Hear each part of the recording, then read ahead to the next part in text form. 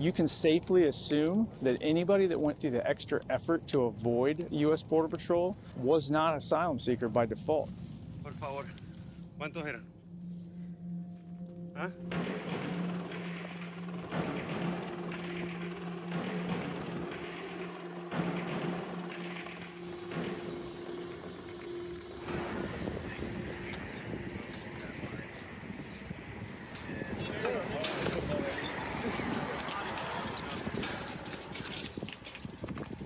Hey, I got 3 sets of cups. Can you throw them down?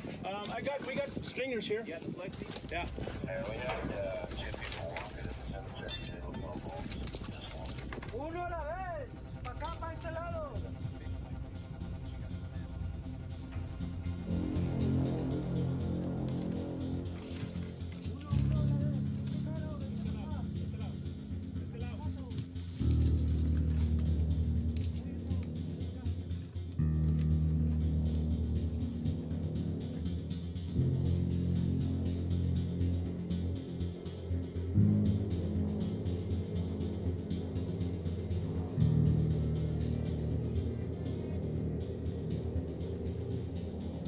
They're far from asylum seekers.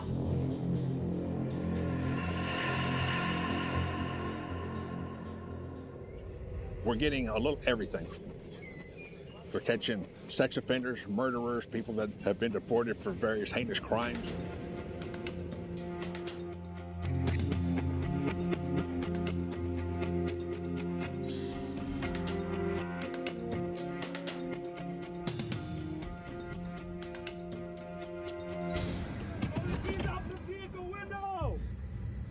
Throw the keys out!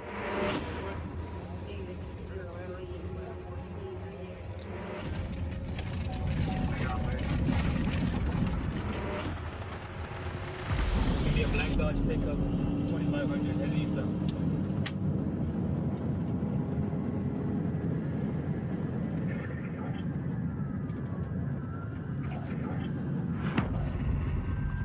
Bail out. Are they gonna be allowed going through the fence?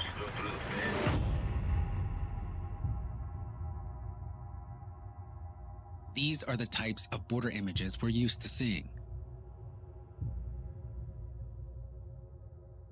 People from 160 countries illegally crossing the US-Mexico border and giving themselves up to Border Patrol, knowing they'll likely be released and transported to the city of their choice.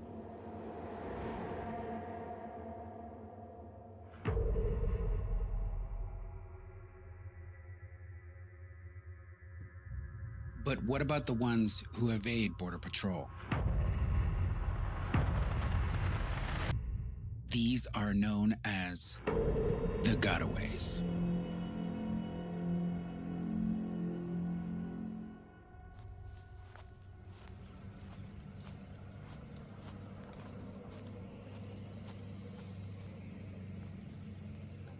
The border's simply a transit area, but no one's staying there. They're going everywhere. Every town, city, and state across this nation is a border town, city, and state. I want you to think about your house.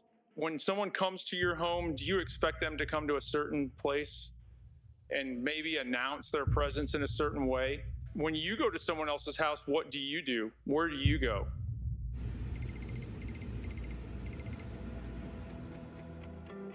We expect people in our homes to come to our front door. If they sneak into our home any other way or try to get into our home forcibly, it's pretty much codified in every state across this country that can be perceived as a threat and you can react appropriately.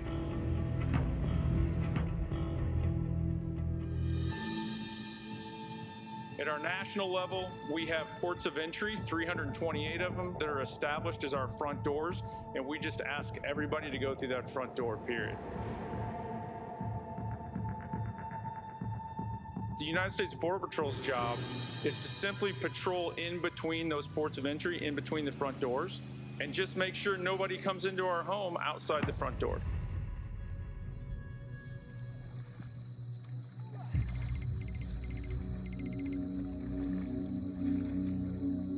The cartel pushes across the asylum seekers. They overwhelm Border Patrol. They basically pull in all their resources.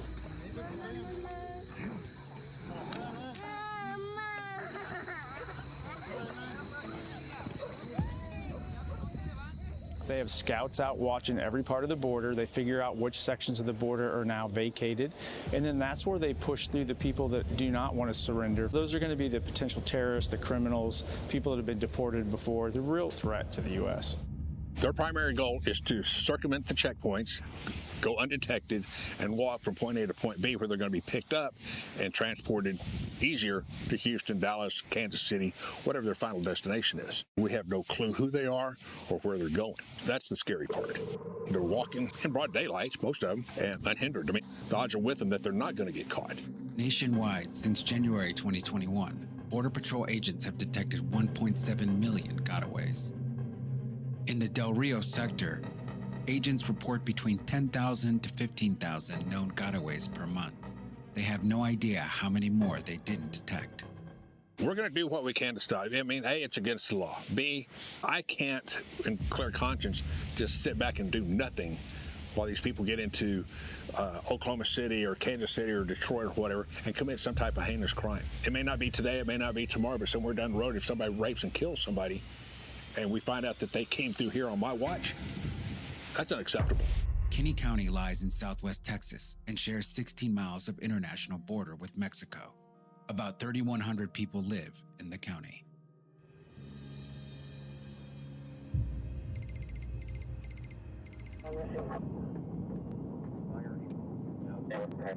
Six boys, 1050 to Edward 101. If you give us a few minutes, we're coming up behind you.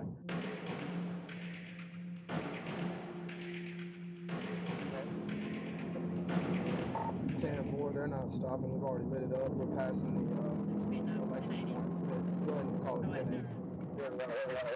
Bell up, bell up, bell up, bell up, bell up, bell up.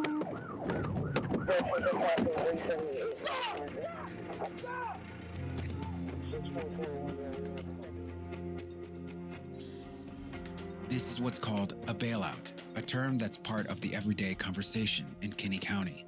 Law enforcement officers always try to catch the driver at the expense of others getting away. We've got 5 in custody right here. Probably another 5 or so in the brush, including the driver. I got the driver in custody.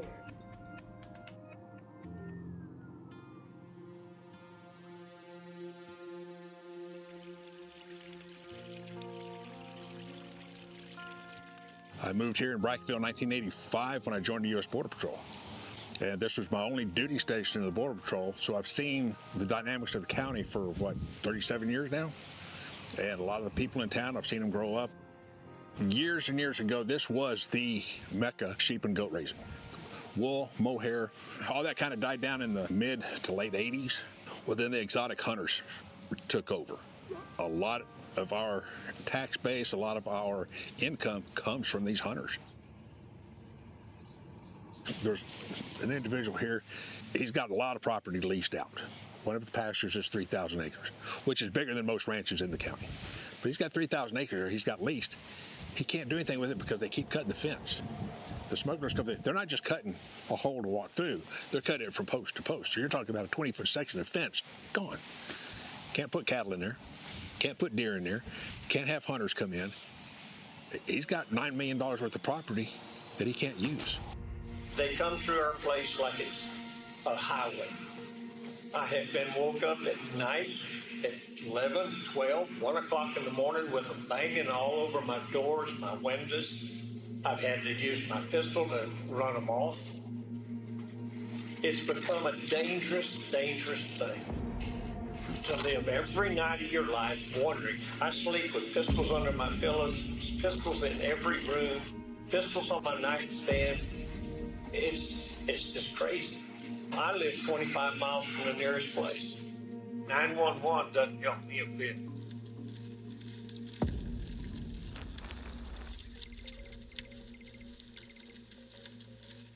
There's other property owners at night, they have to board up their windows so no light seeps through. When illegal aliens are going through their property, it's not a beacon for them to come to get water or try to break in. You know, we've had other stories of a mother and her child at the house, and illegal aliens were trying to break into the house while she was inside. They could see each other through the window. They didn't care. Those type of issues are what prompted me to do something. And doing nothing was never an option for me. I was not going to stand by and let this happen on my watch and let the people of Kinney County suffer through this border crisis. It's just not an option. I grew up here. This is the town that I went to high school in. I know all the ranchers, all the families. When I took office, this all started. We started to have several reports of illegal aliens coming through properties, damaging fences, breaking into houses, even assaulting landowners. There was one instance that I recall that an elderly woman was tending to her horses in a pasture. She went to a gate to open it, and she was assaulted by a illegal alien. There was a group of them, but one illegal alien tried to pull her off of the ATV, and she got away on the ATV driving away. And at that point, we were hoping the federal government would step in and do something, but they didn't. My family's owned property in Maverick County for the last several generations, and what I have witnessed over the last 2 years has been completely insane. We have been cussed at, threatened, had rocks and sticks thrown at us. Our dogs have been beaten on multiple occasions by illegals. My wife, my kids, our employees, everywhere we go on the range. Every hunting camp I have has been vandalized. Our headquarters have been broken into. Over half of our highway gates have been run through. We've had 3 electric gates destroyed. Most of my hunting blinds have been vandalized. Windows and doors broken. One set on fire. Several used as bathrooms.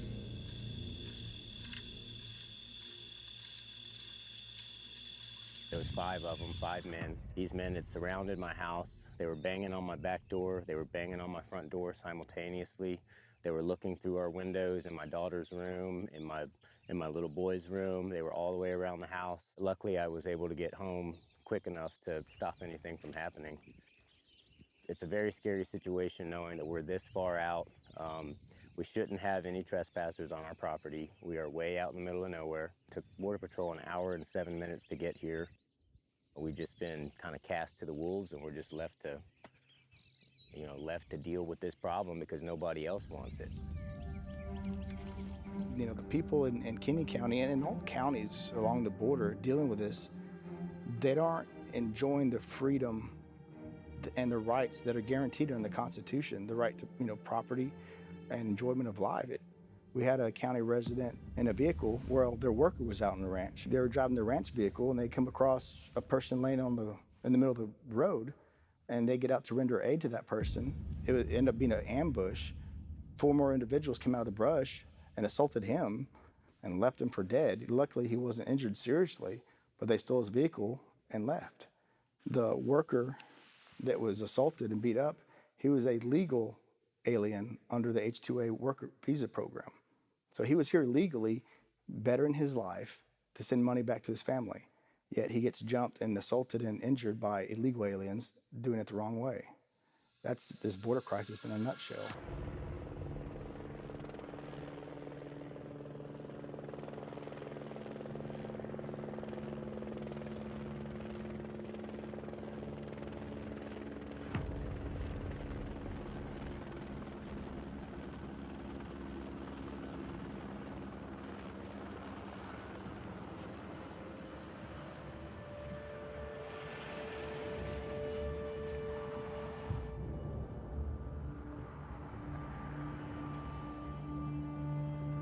Every issue that we face has to do with the volume. A criminal trespass case is, pretty simple. Were you on the property, yes or no? Did you have permission to be there, yes or no? But when you have 5,000 of them, all of a sudden it's complicated.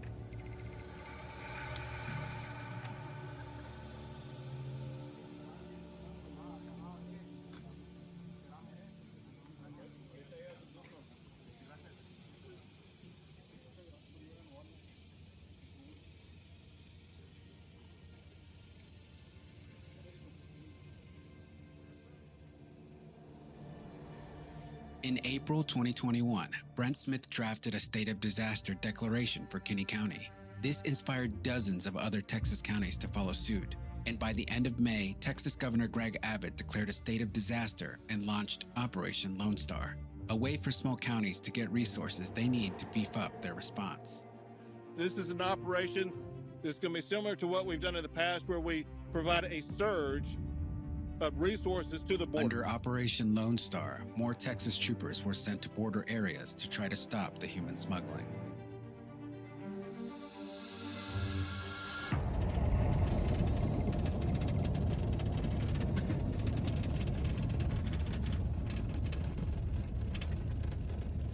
Texas troopers stopped this truck, but the occupants bailed out and jumped a nearby ranch fence. Troopers, deputies, and Border Patrol agents caught up with them. See that man right there? He's claiming to be a Mexican Marine. You want to see my pictures? You want to see my pictures? Let me see. Okay, hold on. All the scratches come usually whenever they jump into the brush. Here we go. The driver said he spent 4 years in the Mexican military, fighting against the cartels.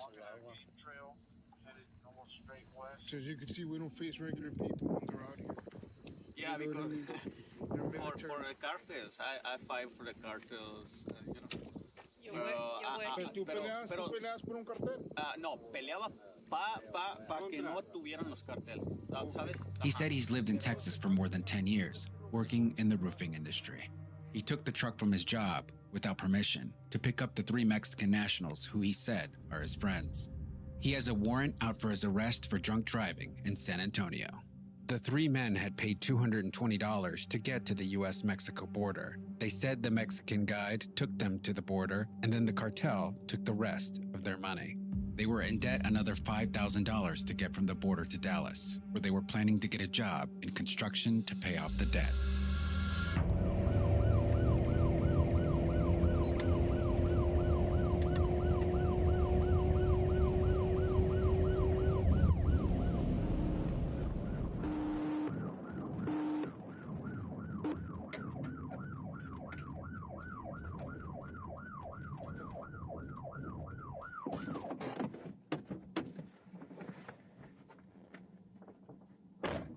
Driver, get out of the car now.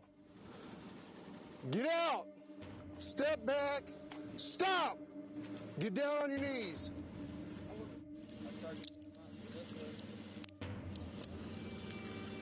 Why'd you stop? Border Patrol operates checkpoints. They have to avoid the checkpoints to get further into the United States. You citizen, man? Looks like we might have got a hit spike driver's side. We're coming into the checkpoint. 1050, 250 major at the checkpoint. 1050, repeat 1050 at the checkpoint. 90. On the ground, now! This driver admitted he was getting paid $9,000 to smuggle 3 illegal immigrants to Austin. He led Texas troopers on a 120-mile-an-hour pursuit before losing control and crashing at the Border Patrol checkpoint near Uvalde. If you want to get to San Antonio, you've got to come through Kinney County. You have to. For the Eagle Pass side, for them not to go through a checkpoint, they have to come into Kinney County and try to circumvent on the back roads.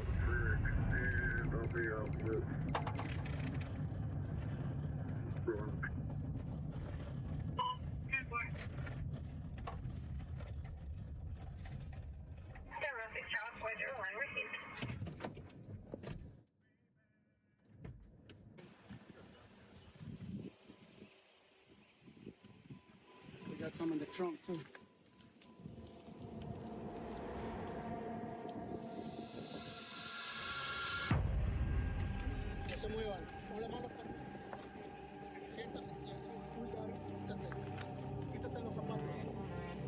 Law enforcement officers are often outnumbered on these traffic stops, so they handcuff 2 people together and get them to remove their shoes.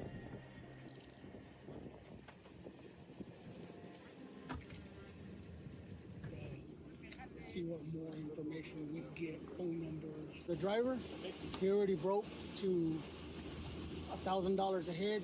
They were going to San Antonio, so you want to pass that on to your guys? Yes, you will. 1,000 a head? 1,000 a head. He's taking them to San Antonio. Where they're from? Guatemala. The U.S. citizen driver had 7 illegal aliens from Guatemala in this vehicle, which he borrowed from a family member. He's now facing up to 14 years in prison, 2 years for each person. When I first took office, we might see 2-3 loads a month. And man, we were patting ourselves on the back. We got one, having a good time doing it. And then it just slowly started increasing. We had 95 smuggling loads in 1 month. We prosecuted 95 smugglers. If we go back 3 or 4 years, that's more than we did in the whole year. And we did it in 1 month. And God only knows what got away. Same thing with the pursuits. We might have a pursuit, once a month. So everybody was, on edge during the pursuit. Now it's such a common factor that scares me to death because they're getting too used to it. It's not uncommon to have 2 or 3 in the same night.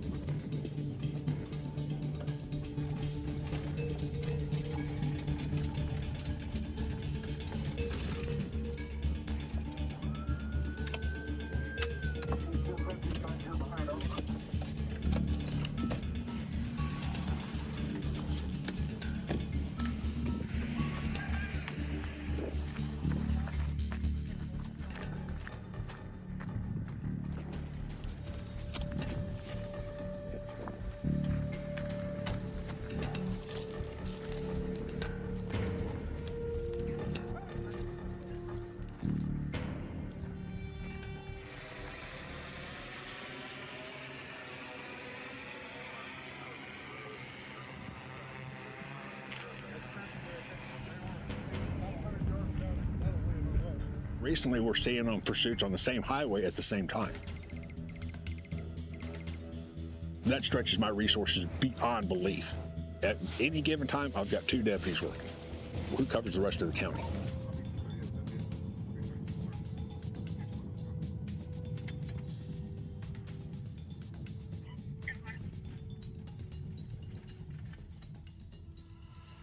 The sheriff's deputies stopped this car for speeding. As they approached the vehicle, they suspected human smuggling.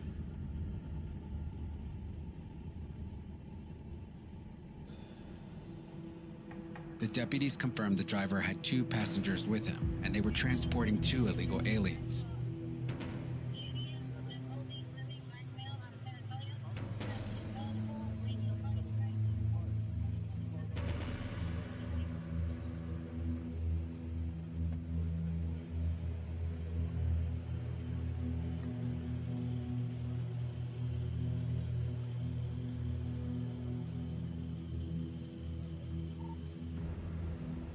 As he was being handcuffed, the 22-year-old driver from San Antonio told the deputy he had a lawyer on retainer.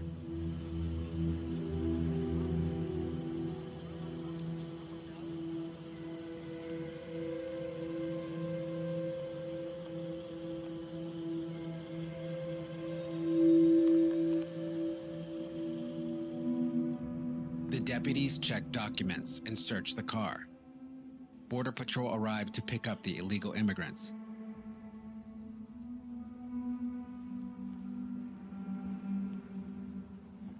And the wrecker picked up the vehicle.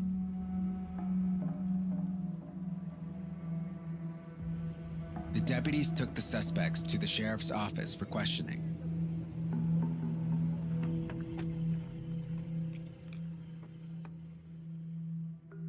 For the next 5 hours, the arresting deputy interviewed the 3 detainees and completed the probable cause affidavit. The driver was charged with 2 counts of human smuggling, and the passengers were released without charges. At 5:41 a.m., the deputy was back on the road in another smuggling pursuit. 116. Yeah. Let me switch back to lights off. 0408 to 116. What's your ETA again? 116 to real. We have a 7-minute ETA. 10-4. Did he immediately hit the bush, or did he run a road somewhere? Say it again? Did he immediately hit the brush, or did he run the road? No, he slowed down, went on the road, hit the fence, and then pretty much when they were doing. Got on foot. We've had some very serious accidents where, you have them piled in this vehicle and you start rolling over, their bodies flying all over the place. There's some been ugly stuff that has happened.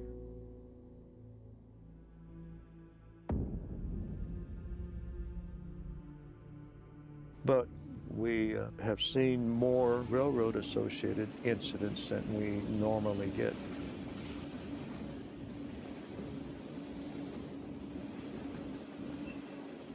We had one a month ago. Person jumping off the train, slipped, and amputated their leg. Those that choose to sleep in between the rails, because the myth is that if you're going to sleep on the railroad tracks, get between the rails because the snakes won't come over the metal. I don't know if that's a proven fact or not. I haven't tried it. But what that has occurred in is several fatalities, because you're sound asleep, here comes a train, and if the conductor doesn't see you, there's no reason for them to sound their horn. So I run the whole spectrum, to calls that are worthless calls to very, very serious calls. If it's medically involved, we get paged out. The one that really irritated me, we went 48 miles. The call came out as has laceration on his hand. The person had scraped their hand, not even broke the skin, but scraped their hand on barbed wire while they were trying to jump the fence, and complained that they've been injured. 90-mile round trip. Before this whole thing started, I would average about maybe at the highest point, about 250 calls a year. To date, I'm at 561 calls. I would say out of those, 63% of them were a result of the border issue that we encounter here. It's not to say we didn't have immigration issues 3-4 years ago. It was just not as prevalent.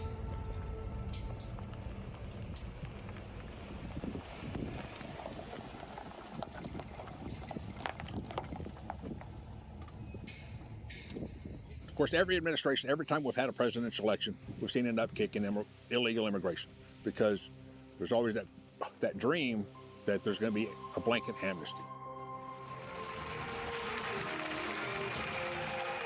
Had a very spirited debate on this stage last night on the topic of decriminalization of the border. If you'd be so kind, raise your hand if you think it should be a civil offense rather than a crime to cross the border without documentation. Can we keep the hands up so we can see them? Should someone who is here without documents, and that is his only offense, should that person be deported? That person should not be the focus of deportation. Raise your hand if your government plan would provide coverage for undocumented immigrants. I would, in fact, make sure that we immediately surge to the border. All those people are seeking asylum. They deserve to be heard. That's who we are. We're a nation that says if you want to flee and you're fleeing oppression, you should come. That Biden's here, we've seen something I've never seen it in 37 years. And we're going to pay the price for what's going on now. I, Joseph Robinette Biden Jr., do solemnly swear. On his first day in office, President Biden halted border wall construction, reversed the ban on travel from terror-prone countries, suspended deportations of illegal aliens, stopped adding illegal immigrants to the Remain in Mexico program, strengthened the DACA program for children who were brought over illegally, released a sweeping immigration package to Congress that included amnesty for millions of illegal immigrants. And from that day forward, we're getting our butts handed to us because of that.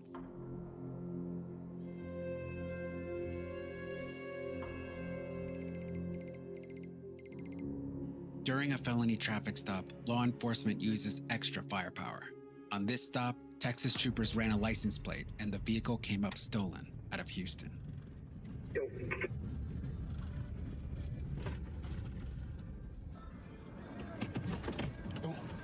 Just get out of the vehicle and get behind me. Throw the keys out the vehicle window! Throw the keys out! Tira las llaves! Face away from me! Get out of the vehicle! One at a time! Uno al momento! Face away from me! Turn around! Face away from me! Step back! Step back! Walk back! Camina para atrás! Camina para atrás!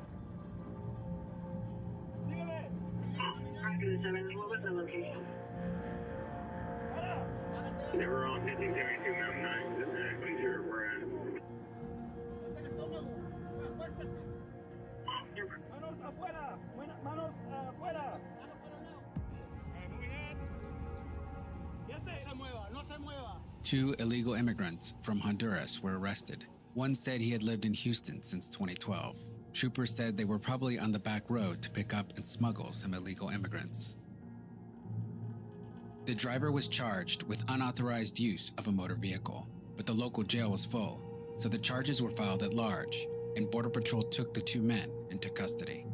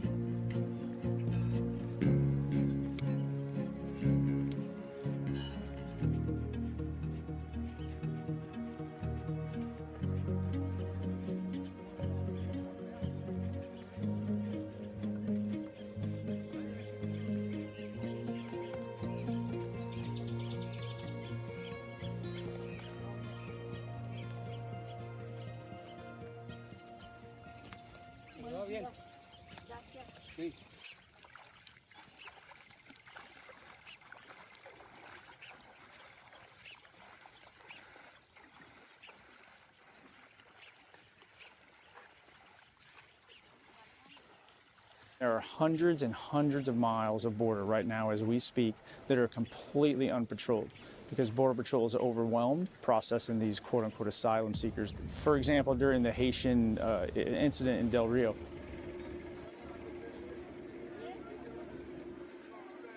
In September of 2021, more than 18,000 people, mostly Haitians, illegally crossed the U.S. border from Mexico and camped under the International Bridge in Del Rio until Border Patrol could process them. about 200 miles of border went unmanned, completely unmanned for several weeks, and there was no technology out there to record gotaways. So how would you ever guesstimate that?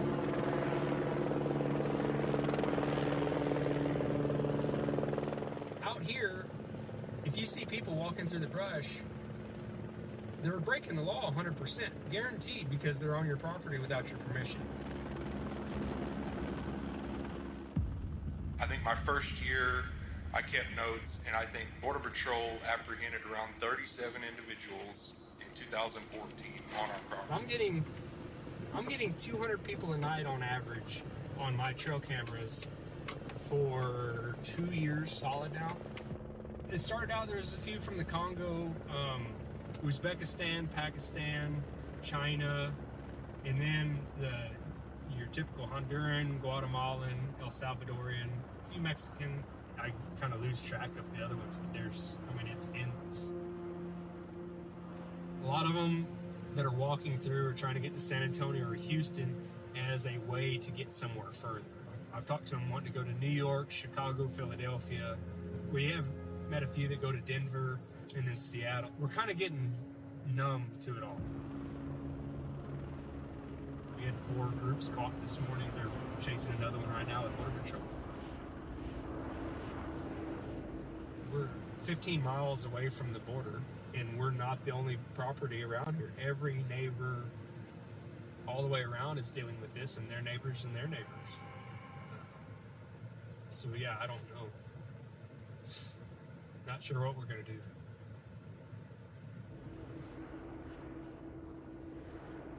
It's just, it really, it's terrible because nobody's doing anything about it. And unless you live it, you can't understand it unless you're out here seeing it every day. And seeing the impacts on the environment, seeing the impacts on the locals, the local ranchers. People can't run cattle because they're worried about their cattle dying from eating trash, or they're worried about their fences getting cut and cattle getting on the highway. Somebody hits one of those cows, and then your property's liable for the damages. So here's It's been patched a lot. Heavy trail walking through. My kids would ride around with me on the ranch during the day. In the last year, we recovered or found 21 dead bodies on the property. I don't want to have to explain to a 4-year-old why there's a dead person laying in the middle of nowhere on our property.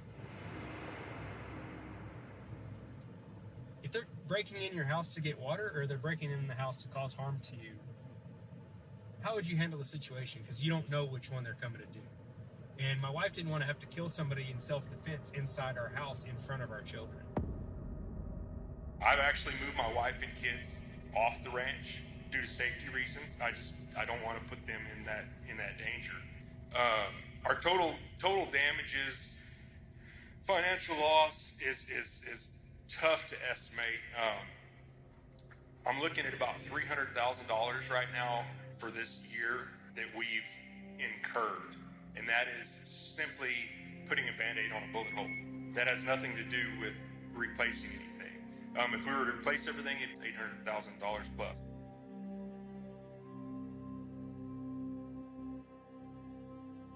In this immigration situations, I would say if we recovered 25% of the cost, we consider ourselves lucky. At the last report I gave to the commissioners, we were $73,168 of unpaid bills, and this is all immigration issue.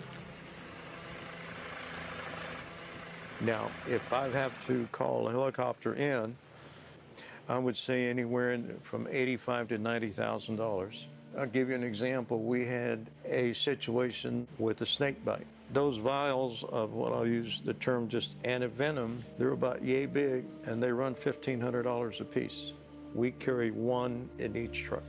From the time we picked that person up to the time we flew them out, and the time they got to the hospital, the report I get from the air ambulance, a total of 19 vials were used on that one individual.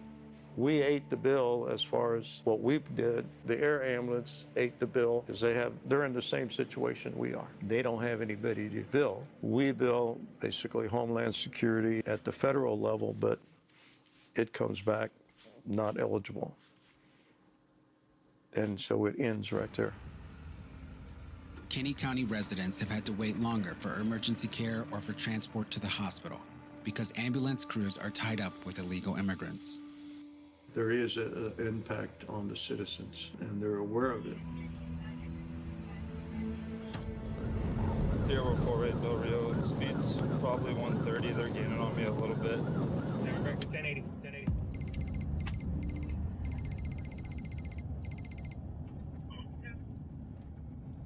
The driver of this vehicle is 15 years old. They're gonna bill. They're gonna bill. He stole his parents' car and drove 4 hours to the border to pick up 4 illegal immigrants and smuggle them to San Antonio. Instead, he ended up in juvenile detention. It's all being put out on social media. Who wants to make $3,000 per person? They come down, they pick up 10, they think it's going to be an easy $30,000. So we're seeing everything. I mean, we're young kids, old people. We had a retired couple. They're in their 60s, trying to make ends meet, according to them. Now we're getting people out of Ohio, Washington State, Illinois, flying in, picking up a rental car, coming to the border, trying to make quick money. And they're getting caught.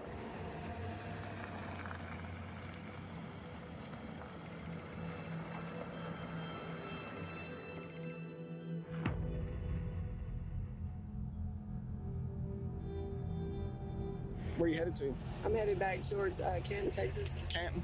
Okay, who are all the people laying down in the back? They said they needed a ride, said that their car was broke down a couple miles back, but I told them I was like, okay, but that's all. They said they needed a ride up to some state park up here or something.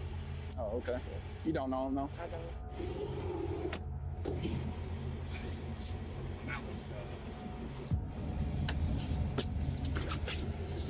All right, chill.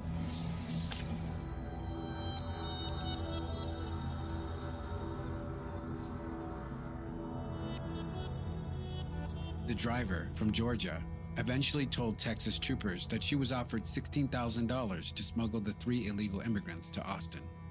You're going to be charged with 3 counts of human smuggling. The smugglers, they're going to do whatever they can to get away.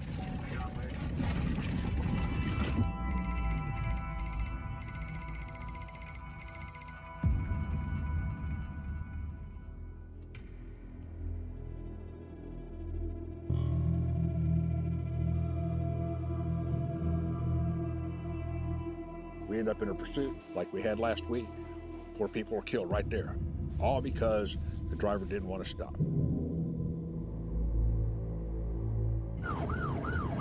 Hey, slow down, slow down. Stop, stop. 10-4, vehicle seems to have stopped. US 92 miles east of 38. Negative, Del Real, negative. No good on the spikes. 50, Del Real, still eastbound. We do have you on camera site, though. Looks like it may have crashed out. 1050, bro, they're right there. They're right there. They don't care about the people they're hauling, so we've had a huge increase in pursuits. We've had the rollovers, we've had the human smuggling, all because there's money to be made. We had one earlier in the year that tried to run over one of my deputies, ended up shooting him. Kid was 15 years old. And he was down here trying to make easy money. This is December, so it was November. The deputy stopped the car, same kid, trying to do the same thing. He still had holes in him. He was still healing up from his first encounter, and he's back here again to try to do it again. But the lure is there. They're promising all this money. We're going to pay you $2,000, $5,000. When you're 16, 17, 18 years old, it's a lot of money.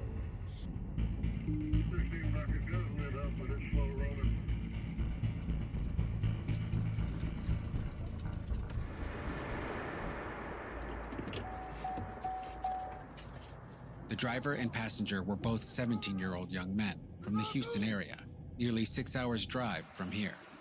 They were transporting 4 illegal immigrants from Mexico.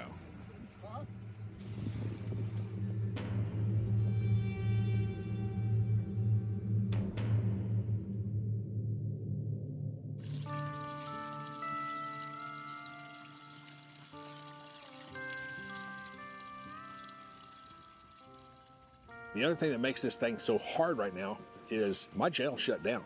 It's a bonded area right here. It's old. It's falling apart. Goes another way. I'm having to spend money to try to keep it open. Now, granted, under Operation Lone Star, governor got that set up. Anything immigration related or border related goes to a processing center and they take care of it. But they can't handle females or kids that we treat as adults at 17. They won't take it. So I have to either A, cut them loose, or B, try to find a place to put them. And that's very difficult with women. Very, very difficult.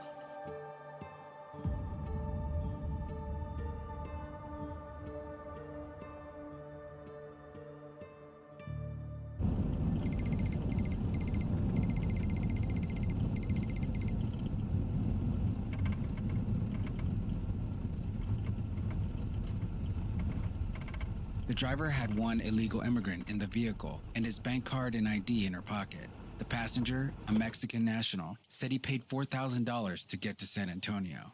Instead, he was taken to the local Border Patrol station and likely returned to Mexico within hours.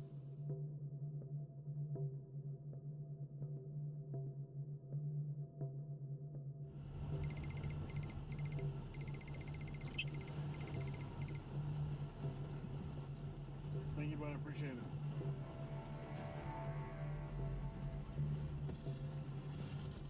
Once we get your documents done, you'll be able to make a phone call.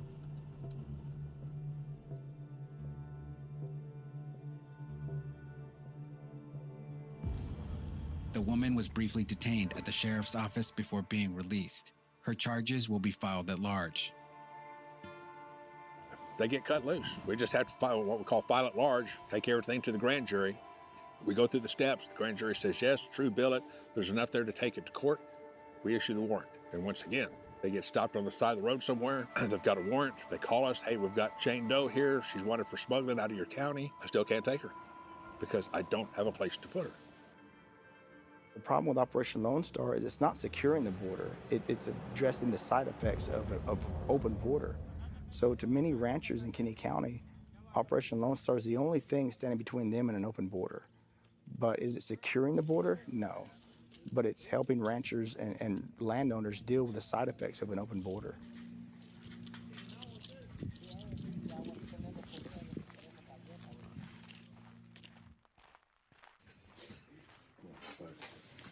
Holy cow. And those first 2 inches is all May. Now we're into June. All our numbers for the past 3 years have tripled.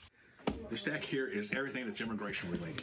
And these are the regular incident reports from local residents calling about anything from possible burglary, vandalism, to cats in the trees. So as you can see, it never quits. It's never going to end until we can get somebody in office that cares. This is going to compile higher and higher every year.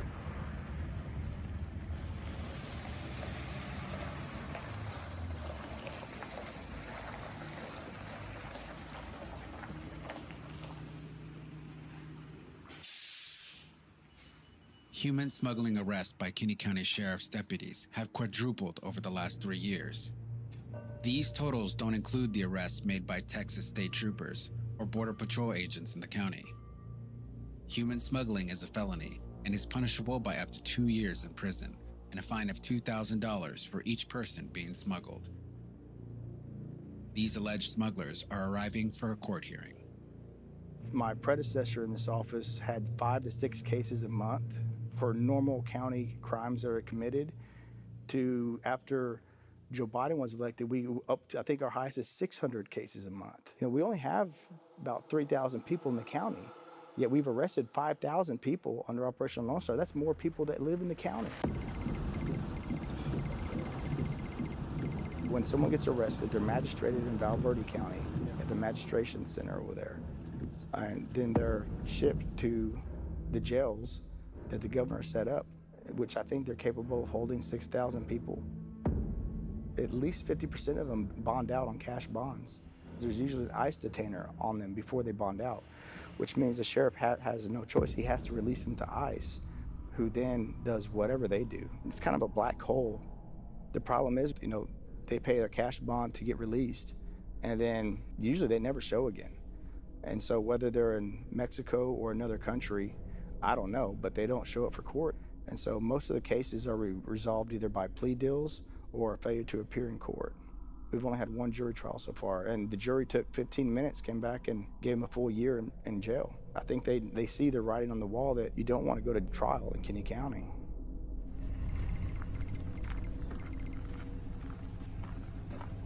God bless Galveston County, Goliad County, and those that have sent resources down here to help us, that have backed us the whole, from day one.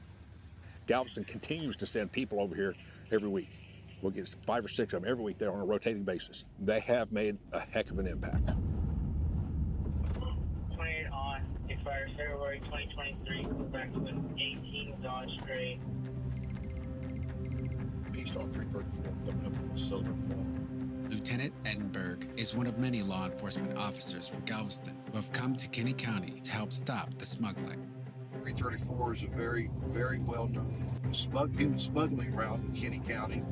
When I first saw the van, I didn't see a front license plate that drew my attention to it. I noticed it very heavy in the back, so I got behind the vehicle to run the plate, make sure it's not a stolen vehicle, but we suspected it was an Oklahoma plate. When they did run the plate, the insurance did not come back confirmed. I've been encountering a lot of Oklahoma coming down here, so however the network works, they have got information that it's probably profitable down here in Texas to do smuggling. And so based on all of that, I had reasonable suspicion to pull it over for human smuggling. When I approached the vehicle, I looked in the back of the van, and I saw several bodies like the chemical committee, and I was pretty nervous, gave me a couple different stories, and was subsequently arrested.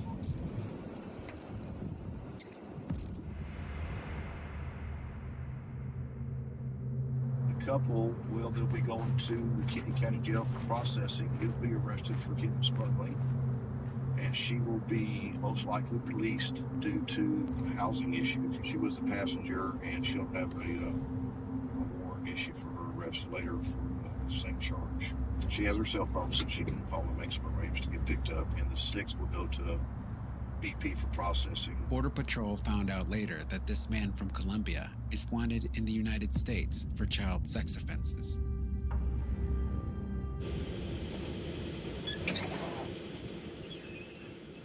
Because it was used in the commission of a crime, the van was towed to the sheriff's impound lot. The owner will have to pay $700 to get it back, as well as sign an agreement that if the vehicle is involved in another crime in the county, the sheriff's office will seize it and sell it.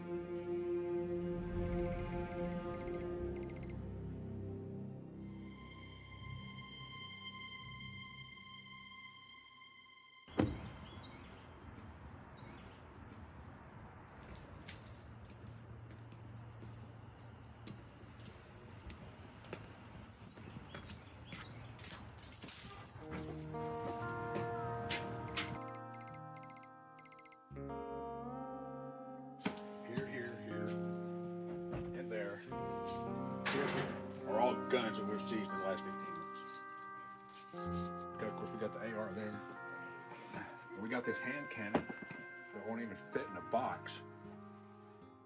I don't know, the first 35 years I was here, we would come across firearms once in a blue moon. Every so often, we'd catch a gun. So far this year, we're at 91 or 92. My evidence room is full of guns waiting for things to go to court so I can get the status back on it so I can A, return it, or B, dispose of it. Every Monday morning I'm processing guns. And it's not just the little Saturday night specials. We're talking Glock, we're talking SIGs, we're talking Springfield 45s. We've got an AK-47, we've got a couple of AR-15s. We just got a shotgun over the weekend. We've had a resident shot at while driving down the highway here. She was just minding her own business, driving down the highway, and a human trafficker who was smuggling several individuals was being pursued by law enforcement. And to try to get away from law enforcement, he began shooting at oncoming traffic, striking her vehicle several times and forcing her off the road, hoping the DPS would stop the chase. You know, that's another example of what an open border looks like. This 21-year-old from Brownsville, Texas, was carrying 3 Guatemalan nationals and 1 Mexican national from the border to San Antonio. He had a Ruger 5.7 pistol in the trunk. The one thing that's very unique about border crime and deaths relating to the border is that they're all preventable. If we had a secure border, every single person that dies from fentanyl or an illegal alien that murders someone, that could have been prevented. They wouldn't have been here in the first place. We know that between August of 2021 and August of 2022, 107,735 American lives were lost to drug poisoning. We know who is responsible. The Sinaloa cartel and the Jalisco or CJ&G cartel, both cartels in Mexico, are responsible for the vast majority of fentanyl that is coming into the United States. Those 2 cartels dominate the entire global fentanyl supply chain. The cartels move the fentanyl powder and the fake pills into the United States. They sell a lot of it on social media. It is the deadliest drug threat our country has ever faced.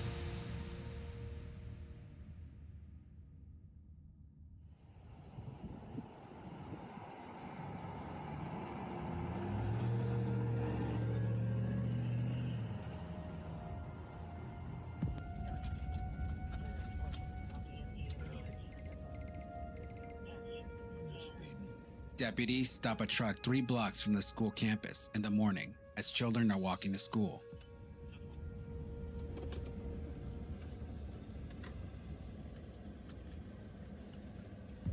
The school district had to spend $60,000 for big boulders to stop cars plowing into a school building because of all the car chases.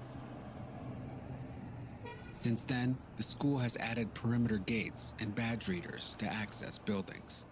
We've added some signage letting people know that we are a school that has a guardian program so that we do have staff members that are armed. We've added panic buttons, you know, in different buildings and in the classrooms. Our elementary school, middle school, and high school all just kind of are side by side. So we've got 571 students on that side of Ann Street. It is not uncommon for us to go into a shelter in place at least once a week. And unfortunately, even when it is just once a week, it may be multiple times during the day. At that point, students and staff are not allowed to leave, you know, their buildings until we get the all clear. My radio stays on my desk because I will be the first one to hear, or I may hear a siren coming, and I will radio to the other staff, let's do a hold in place until we can get an all clear. I would say over the last 2 years, instead of seeing it get better, it's actually gotten a little worse. You can't help but be concerned about the what if. You know, what time is it going to happen next time?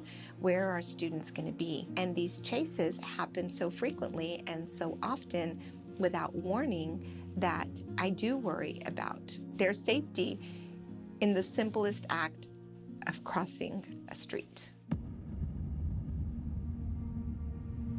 This is the middle of the day, a block from the school.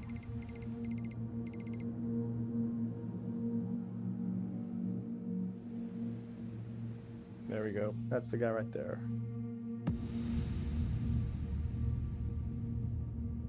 There's several that weren't caught. One went this way, then 3 total went that way. That's one of the guys. This is the next day. So the homeowner called Kinney County Sheriff's Office, and we were able to apprehend him. Law enforcement identified him as one of the people jumping out of the car when it was stopped. The man was charged with criminal trespass and evading on foot. They always run. They don't ever just surrender, so you tack on evading law enforcement to the charge. So usually there's more than one crime that's being committed when an apprehension or an arrest is made. And so it's usually evading arrest, criminal trespass, and so prosecuting for 2 different criminal charges is better, obviously, than one if you want to create a deterrent.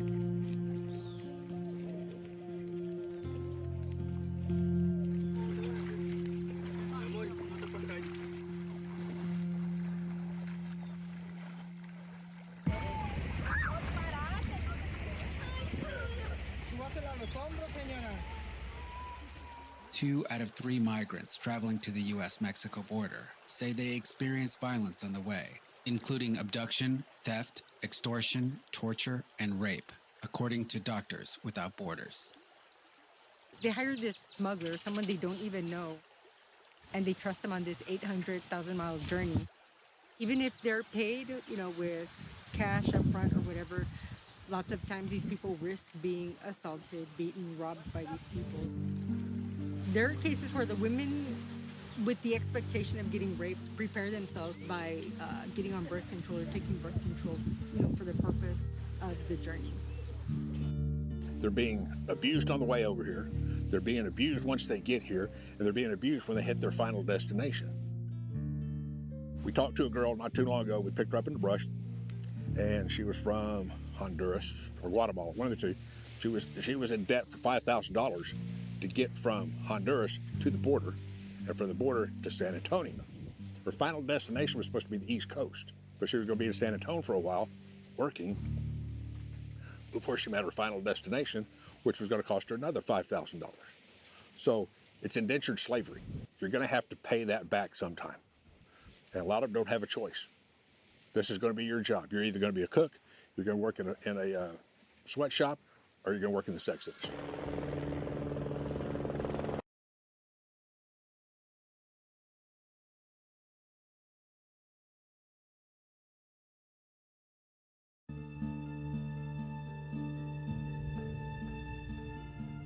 Article 4, Section 4 of the U.S. Constitution states, "The United States shall guarantee to every state in this union a republican form of government, and shall protect each of them against invasion." A movement of people with tanks and bullets and planes would be an invasion. But in the Constitution, it has no restriction on what an invasion actually is. It has no definition except the plain meaning of the language. And the plain meaning of the language isn't restricted to a military or a state actor. It's anything that's unwanted, that's causing danger to the republic or violating the sovereignty of another state or nation. Article 1, Section 10 of the U.S. Constitution says a state can't engage in war without the authority of Congress, unless it's being actually invaded or in imminent danger. I think it's important to point out that James Madison, who drafted Article 1, the same situation we're having today on a much grander scale. So legally, it is an invasion. Article 4, Section 7 of the Texas Constitution allows for the governor to use its militia to repel invasions. There's two people in this entire situation that can solve this crisis. One is President Biden, and the other is Governor Abbott. I do not believe President Biden is going to solve this crisis. What you have to do is prevent them from coming in the first place. There's just endless streams of people coming over. It's just constant. I don't know what the future holds. I don't know what we're going to do. Something has to change. It's going to get worse. It's only going to get worse. Because as long as they're allowing the people to come in and make some bogus claim to asylum, they're just going to keep coming. What I fear is that people are going to stop relying on the government. They're like, you know what? The government's not going to help me. My family's in danger. I'm going to take matters in my own hands. I hate that county residents may have to do that to protect their families. It shouldn't be up to them to have to do that. The underlying purpose of any type of government, whether it's local, state, or federal, is to protect its citizens. And right now, both the state and federal government are failing to do that. And our one jurisdiction we have here, we're trying to do everything we can to do that. I want you to think about your house, your own personal house. It could be an apartment, it could be anything else. Is it wrong to ask people to come to your front door of your home? Then why would it be wrong to ask people to come to the front door of our nation?